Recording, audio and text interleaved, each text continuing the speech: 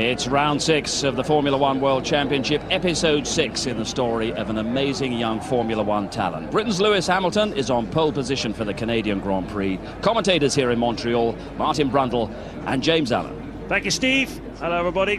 The biosphere there of Montreal, set up in the 1967 Expo, dominates the skyline of this wonderful city. It's a beautiful afternoon here in Montreal. And when Lewis Hamilton opened his hotel room door this morning, he will have seen his own face staring up at him from the front pages of the Canadian newspapers. But if he wins this race this afternoon, I think he'll be front page news all over the world. So can he do it? Can Lewis Hamilton convert his first pole position into that first victory? You bet he can. He's certainly more than capable, but there are a lot of traps and pitfalls lying in wait for him over the next 70 laps. It's a different kind of circuit, obviously, from Monte Carlo, where McLaren felt they needed to control the situation between their drivers, but it's very similar in one key respect. It's an easy race to lose. The harder you push here at Montreal, on a circuit where it's only used once or twice a year and the offline is treacherously slippery, the harder you push, the more likely you are to hit the wall. And because we get cars hitting the wall here with some regularity, and they're difficult to get out of the racetrack, we often get safety cars, and they can play havoc with your race strategy. A 10-second lead can quickly be converted to nothing. Today then boils down to a battle of nerve, really, and a battle of cunning between Hamilton and Alonso. It's not ideal for either man to have to race against his own teammate. Both of them would prefer to be sitting alongside a Ferrari driver on the grid. There are rules to be observed through this difficult first corner here in Montreal. Mustn't take each other off, that's the first rule of motorsport. But both will be going for it, big style here this afternoon. Alonso says he can't win the championship this afternoon, and he's right about that. But we saw him taking some risks at the start in Barcelona, and it didn't pay off for him. And maybe Lewis Hamilton might just be able to take advantage of that. There is the front of the grid. You see Heidfeld outstanding in the BMW to take that third place. Some people believe Ferrari are carrying a bit of extra fuel because they didn't feel they could compete with McLaren in qualifying. They're trying something different from the race, but others feel that Ferrari are just off colour as they were in Monte Carlo. Mark Webber, looking for his first points of the season, starts in 6th place. Nico Rosberg has been fast all weekend. He could pick something up here this afternoon. Fisichella made a little mistake in his qualifying, could have been further up the grid. And then in the thick of the midfield, David Coulthard and Jenson Button. Not finding the speed here in Montreal. Button, the previous pole sitter from 2005. Ralf Schumacher again a little bit off colour in the Toyota. And Heikki Kovalainen, you see there at the back, he's had a nightmare weekend. An engine failure on Saturday morning dropped him back 10 places on the grid, but he only qualified 19th anyway after he became one of a number of drivers, Martin, to hit the wall this weekend. You've raced here many times. It's difficult to stay out of those walls, isn't it, if you're pushing like mad? It is, and it's so nice to see a wall next door to the race circuit, actually, which challenges the drivers. It's bumpy, the curbs are variable, some of them very steep and aggressive, and you see the drivers really having to fight to keep the car on track, which I have to say is a pleasure to see compared to some of the billiard table circuits we go to. Not that they're all wrong, but it is just nice to see a guy having to keep the car from just skimming along the wall. And remember last year, James, the two-star drivers here last year were Michael Schumacher, in my view, and David Coulthard, the two wiser, older heads. And it was a race of attrition, drivers making errors, as we've seen all through free practice and qualifying. And, well, it'll be certainly interesting to see if Lewis, with such a posse of Grand Prix winners behind him, and of course the double world champion, can he keep it out of the wall, keep his head? It's going to be supremely impressive if he does. They push the cars back a bit, switch off the traction control and lay a line of rubber down, and that's why they just move them back off the line, and just to give themselves slightly better grip away from the start itself. Capacity 110,000 crowd here. No Jacques Villeneuve on the grid, the Canadian local hero of the last few years, but it's not put the Canadians off at all. They've turned out in their numbers throughout the weekend. A very impressive spectacle. Tremendous support for Formula One in this part of the world. There's the two contenders this afternoon. Alonso slow away as he... No, he hasn't stalled it. He gets going, so does Heidfeld. And I think psychologically, Martin, it's a very, very interesting battle between these two drivers. Alonso can't afford, given how close Hamilton has been to him all season anyway, with no experience, he can't afford to let him have that extra boost of confidence that a first victory would give him, because he wants to keep him in his box, doesn't he? And keep him in his place. And if Lewis was unleashed, I think he might feel that he might become uncontrollable for Alonso. Absolutely, and of course, next race, next weekend, Alonso traditionally has struggled at Indianapolis, so he needs to keep Lewis in check this afternoon. If we're right, we think that Alonso has about 2 laps more fuel than Lewis Hamilton. That's the story. It's the man I was drinking tequila shots with last night, and I've got a headache, and I hope he has too. And if we're right, then all Alonso's got to do is just stay close to Lewis through the early stages, and then just put the hammer down during the 2 laps. He can stay out a little bit longer to seize the high ground. And of course, it's the role reversal exactly of Monte Carlo, isn't it? There's a car down there on the, no, it's just equipment. There's so much equipment still making its way off the grid as they're around the back of the circuit on the warm-up lap. Yeah, well, certainly pit tactics will be an important part of the game. We're expecting 2 refueling and tyre stops here this afternoon, and they turn them around pretty quickly in Formula One. It's the timing of that, and of course both types of tyre have to be used during the course of the race. We have a soft and a super soft tyre as we ride on board here with Kimi Raikkonen, but again, completely different sort of circuit from Monte Carlo, where overtaking is virtually impossible. Here, overtaking is quite possible, and there are several places to do it. We've got long straights leading into tight braking zones, just kicking a bit of dry ice there off the racetrack and the pit lane.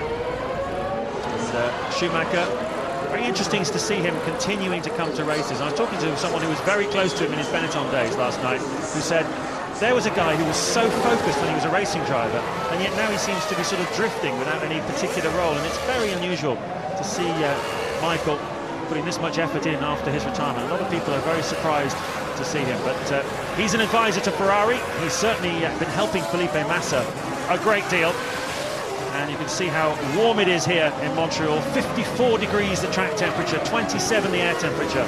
A perfect blue sky day for a Grand Prix. 70 laps coming up. And the tyre warming going on, but it's quite a short run down to that first corner, and of course they've got so little front tyre temperature when they get there. You can use the power to heat up the rears, and that is a BMW that's a long way forward in its slot. I think he'll get away with that, but it's so easy to overshoot the slot. And there's a little sensor in each grid position so that this man, Charlie Whiting, the race director, can know immediately, as soon as the start has taken place, if anybody was moving when the lights go out. Christian Albers in the Spiker will start from the pit lane after some gearbox problems. Well, Anthony Hamilton was telling me half an hour ago that his heartbeat reaches 180 degrees. He measured it in the last race at the start of the Grand Prix. It must be going through the roof now with his son Lewis on pole position. When the 5 lights go out, the Canadian Grand Prix will be underway. Go! Alonso's away well. Lewis tries to counter him, and Heidfeld, there's a flag at the back, but it looks like Heidfeld's attacking Hamilton. Alonso goes to the outside, has evaded. He's run wide. He's cut the corner. If he takes the advantage, which he can't, he's done what he did in Spain. He's gone for broke, and it's cost him. Alonso loses out. Heidfeld's up in the 2nd place. Alonso drops to 3rd, and he's got a Ferrari nibbling all over the back of him. But Lewis Hamilton leads in Montreal. Yeah, that's a disaster for Alonso. He's now got the BMW ahead of him, and just what Hamilton needs. Alonso way too deep into that first corner with cold front tyres and cold brakes. He was never going to slow down from there. Lewis kept his head. Luckily, when Alonso rejoined the circuit, he was able to miss him. Well, Jenson Button, I'm afraid, has stalled on the grid, so he's being pushed off as I speak to you. Hamilton leads, Heidfeld is 2nd, Alonso is 3rd, Massa 4th. There is Jenson Button being pushed away. Rosberg up to 5th, Raikkonen is down to 6th. Fisichella up 2 places to 7th.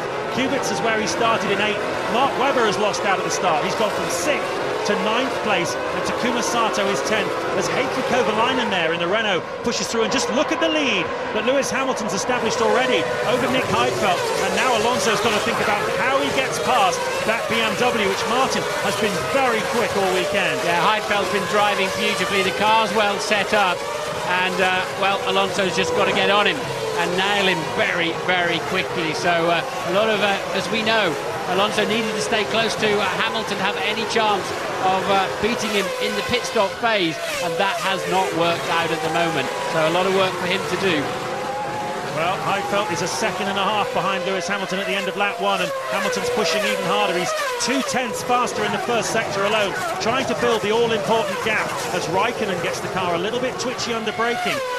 The cars spent 20% of the lap time here in Montreal on the brakes, but 18 seconds of the lap is spent pushing the brake pedal.